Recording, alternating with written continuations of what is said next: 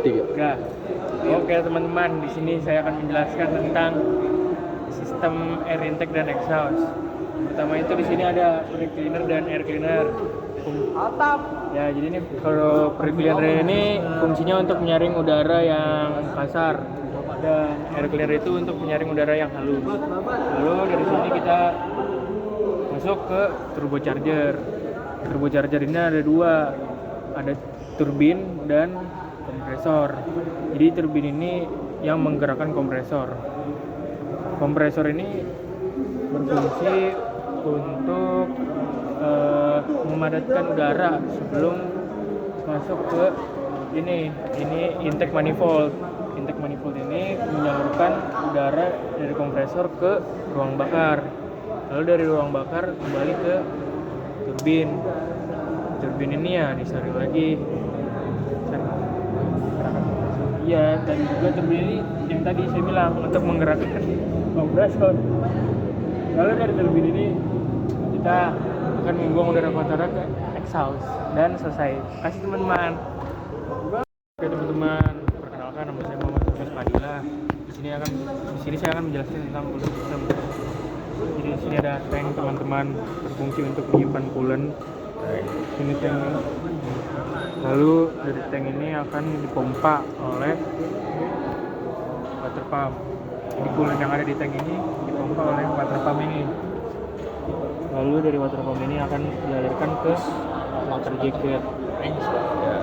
Water jacket ini akan dialirkan ke termostat teman-teman.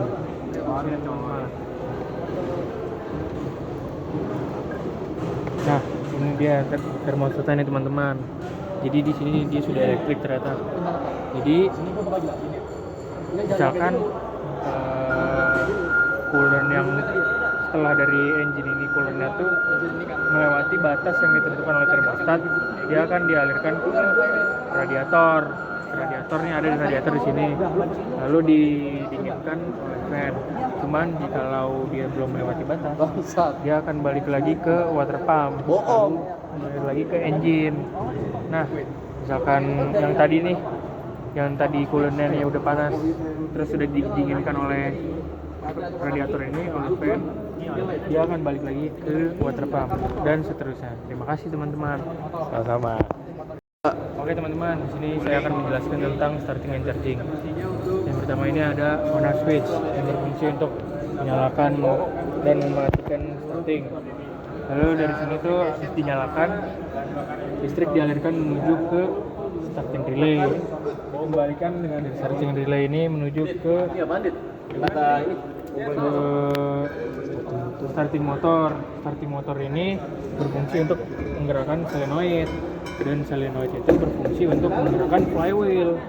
Di flywheel ini berfungsi untuk mengubah menghasilkan energi gerak yang akan menghasilkan energi listrik. Lalu dialirkan ke alternator yang menghisap. Nah, listrik yang tadi dihasilkan itu masih berbentuk DC. Di dalam alternator ini ada rectifier yang berfungsi untuk mengubah listrik DC menjadi AC. Lalu dari sini listrik akan dibagi menjadi dua. Jadi pertama ke aki untuk menyimpan energi dan yang lainnya ke komponen-komponen lainnya. Sekian dari saya. Wassalamualaikum warahmatullahi wabarakatuh. Di sini saya akan menjelaskan tentang fuel system. Yang pertama ini ada fuel tank yang berfungsi untuk menyimpan fuel. Lalu fuel yang ada di dalam fuel tank ini dipompa oleh fuel pump menuju ke sini dulu nih teman-teman. Ini tuh namanya secondary filter. Nah, yang berfungsi untuk menyaring kotoran. Lalu menuju ke sini teman-teman, filter separator yang berfungsi untuk memisahkan antara air dengan fuel. Nah, dari filter separator ini menuju ke main filter. Sini disaring lagi teman-teman bensinnya. Lalu setelah disaring lagi akan menuju ke sini yang bernama tuh high injection line. High injection line ini berfungsi untuk menyalurkan fuel yang tadi ke fuel injection pump. Di fuel injection pump ini ada yang namanya governor. di governor ini berfungsi untuk menyalurkan fuel yang tadi ke combustion chamber atau ruang bakar. Nah, misalkan ada fuel yang berlebihan akan kembali melalui sini teman-teman, yang disebut dengan turn back line.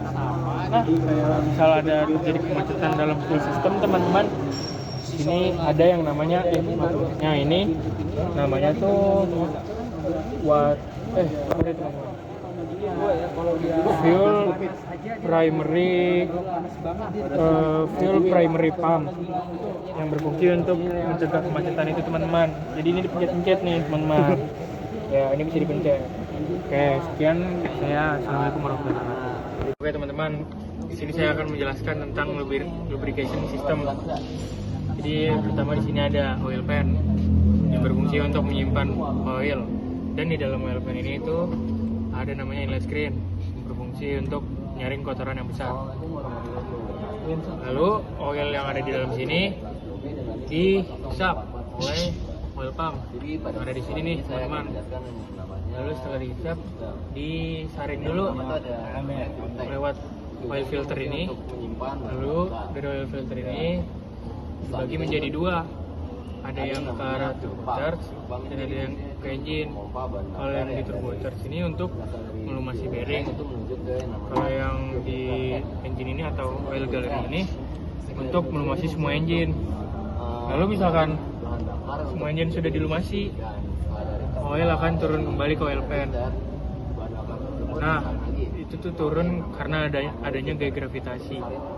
Lalu misalkan yang di turbocharge ini bearingnya sudah dilumasi, dia akan turun lewat sini nih teman-teman. Lalu balik lagi ke oil pan. Oke, sekian penjelasan dari saya. Wassalamualaikum warahmatullahi wabarakatuh.